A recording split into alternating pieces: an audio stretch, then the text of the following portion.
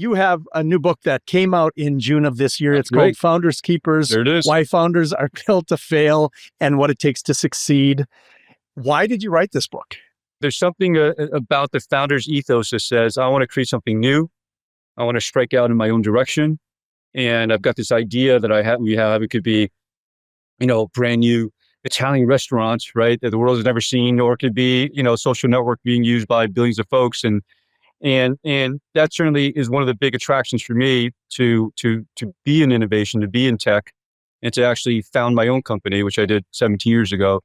And so, having been on this journey, I was fortunate enough to work with this gentleman, Rich Hagberg, as my coach. And so I was probably the second, founder. He's a longtime leadership coach, but the second founder he worked with, and he subsequently worked with probably about 200 founders.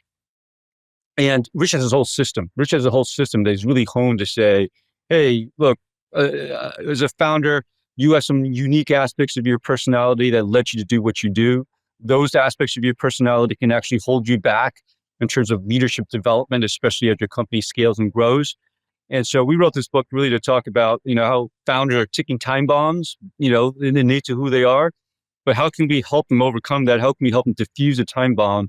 And which is why we call the book Founders Keepers, right? Now, let's make sure, we kind of hold on to our founders, hold on to the spirit of innovation, and let them really, take their ideas into their full potential.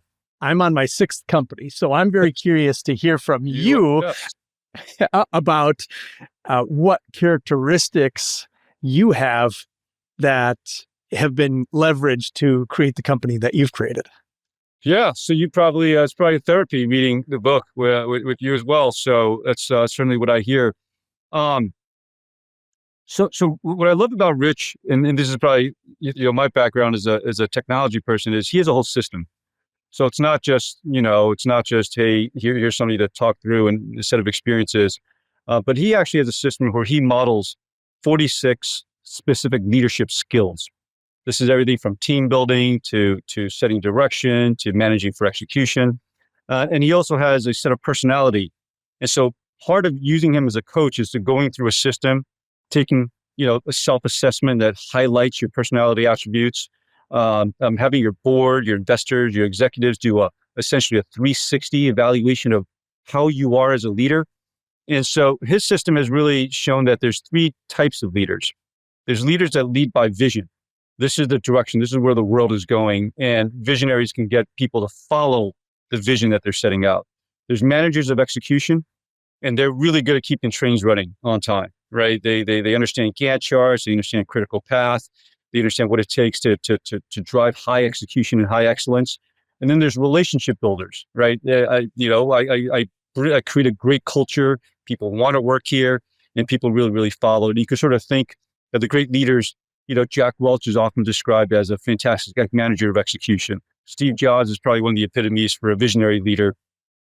Someone like a John Chambers out of Cisco or Meg Whitman often are cited as very strong, or Clinton, in the political spheres, really strong relationship leaders, right? A lot of government leaders want to be relationship managers.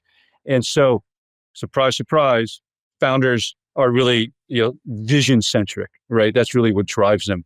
And so a lot of the gaps that they have are around the execution side or the relationship side, right? And the research shows that high correlation between visionary leaders, founders, and those ultimately also are the seeds of what's holding back.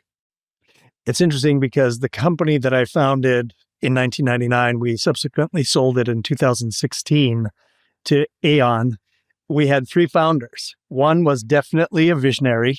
I was the relationship manager. So I had built relationships and I was sales and marketing. And then the third partner was the executor. He ran operations. Yeah. So Rich's research says you really need all 3. And when you imagine in a big company where you grow over time and your skills are honed inside of an IBM, inside of a Microsoft, inside of a General Electric, right? Usually your skills are honed as a good balance across all 3. But when you're a founder, you tend to really index. You're either right-handed or left-handed. And so how do you have that balance? And so it's an amazing story that the 3 of you together really had a set of complementary skills. And it's probably a huge part of the success of the company you guys founded.